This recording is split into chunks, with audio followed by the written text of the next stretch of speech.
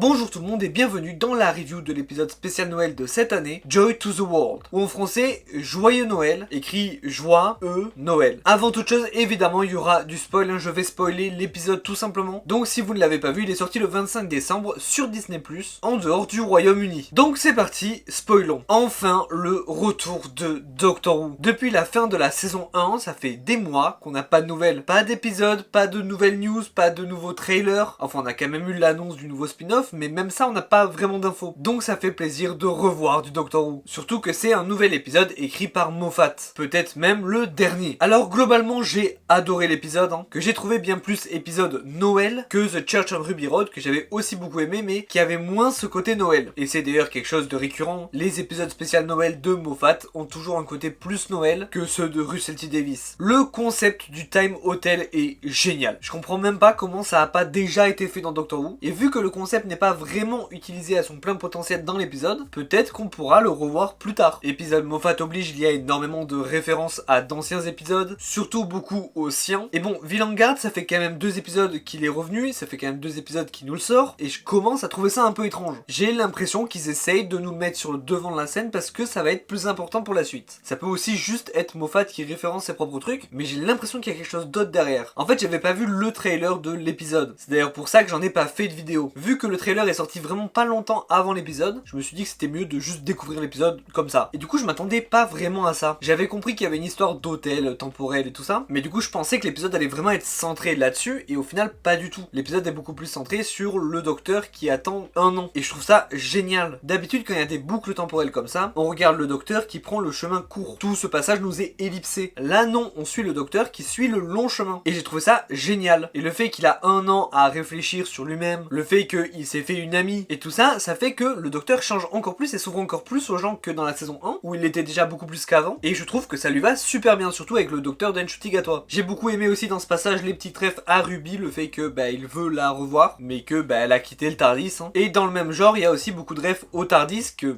aussi il aimerait revoir, et du coup il en est à acheter des produits dérivés du TARDIS que des gens ont fait au cours de l'histoire, parce que il y a beaucoup de gens qui ont vu le TARDIS. Alors ça pourrait aussi être des produits dérivés juste de cabine téléphonique bleue, mais je pense pas, je pense que c'est vraiment le TARDIS. En fait, toutes les interactions avec tous les personnages sont géniales. Comme je l'ai dit, l'année d'amitié avec celle de l'hôtel, dont j'ai évidemment oublié le nom, incroyable. Les interactions avec Trèves et le Silurien, même si très courtes, sont juste ce qu'il faut, juste parfaites. Il y avait plus d'émotion dans la scène du Silurien au début que dans énormément d'autres œuvres. Même les personnages qu'on voit encore moins, comme les gens sur l'Everest ou celles dans l'Orient Express, je trouve que leurs scènes de dialogue et leur interaction avec le docteur sont géniales. Et enfin, évidemment, Joy, la compagne de cet épisode, qui est parfaite dans le rôle. Elle est trop cool dès le début d'ailleurs, avec sa rencontre avec le Silurien. Elle et celle de l'hôtel, du coup, qui trouve ça tout à fait normal, qui est un homme lézard chez eux. Le moment où le docteur la met en colère, un de mes moments préférés. Toute la fin avec la Starseed, je chiale, c'est incroyable et c'est tellement Noël. Et puis le caméo de Ruby pile à ce moment-là, c'est incroyable. Et du coup,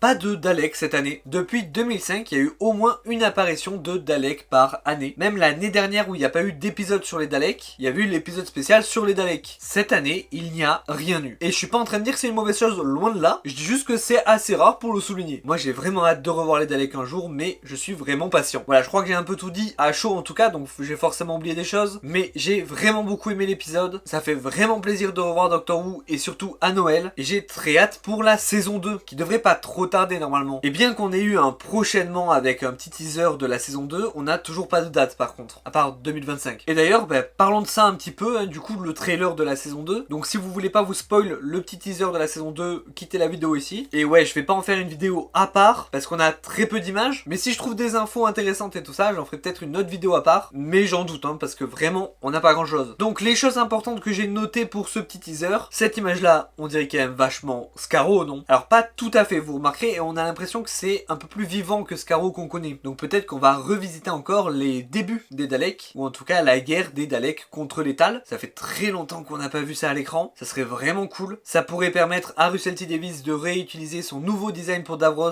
vu que ça serait juste avant que Davros soit blessé. Donc ouais, ça peut se faire je pense. Mais sinon c'est évidemment pas tout, il y a aussi Mrs. Flood. Je pense vraiment qu'on aura toutes nos réponses sur Mrs. Flood dans cette saison. Je pensais qu'on en apprendrait un peu plus dans l'épisode spécial Noël, mais non. Mais ce qui m'intrigue le plus, c'est que le trailer est vachement centré sur Varada Setu, qui est donc l'actrice qui va jouer la nouvelle compagne du docteur, sauf que normalement elle est censée rejoindre le casting. Il est censé toujours y avoir Ruby. Et là dans le trailer, on voit Ruby Ruby à un seul moment avec Unit. Donc elle semble être reléguée à un plan de personnage secondaire qui revient, tout comme les anciens compagnons, par exemple Mel, Ace, Tigan ou encore Rose. Je pense vraiment que Ruby va avoir une plus grosse importance que ça, mais possible par contre qu'elle ne voyage pas tant avec le docteur dans cette nouvelle saison. Peut-être qu'on la verra beaucoup, mais sur Terre, en train d'enquêter de son côté. En tout cas, moi, le plan qui me hype le plus, c'est celui-là. Évidemment, un personnage de cartoon qui sort de l'écran comme ça me hype tellement. C'est tellement original, trop stylé, terrifiant, j'aime tout. Surtout que on sait, il y a un épisode qui est censé être terrifiant dans cette saison, puisqu'on a eu une annonce casting et que RTD a dit que cette actrice rejoignait un épisode terrifiant. C'est à peu près tout ce à quoi on peut s'attendre en termes d'épisodes pour l'instant, puisqu'on n'en sait pas beaucoup plus. Peut-être qu'on peut s'attendre aussi à un épisode sur les Sea Devils pour lancer le spin-off après, un peu plus tard en 2025, et sûrement un final avec le panthéon de la Discord, avec Mrs. Flood et tout ça, j'imagine. D'ailleurs, ce personnage de cartoon, si jamais le Toymaker n'était pas déjà revenu dans les 60 ans, j'aurais vraiment dit que là c'était son retour. Hein. Ça fait vraiment côté très Toymaker, mais différent, hein, parce que le Toymaker ne joue pas avec des cartoons tout simplement, donc peut-être quelqu'un du même acabit, donc potentiellement un autre dieu du panthéon. Enfin bref, voilà, là c'est vraiment tout ce que je peux dire sur cet épisode et sur ce teaser. Donc n'hésitez pas à me dire en commentaire ce que vous avez pensé de l'épisode, likez, partagez, vous abonnez, il y a du lourd qui arrive sur cette chaîne à la rentrée, et moi je vous dis à la prochaine pour une prochaine vidéo, salut.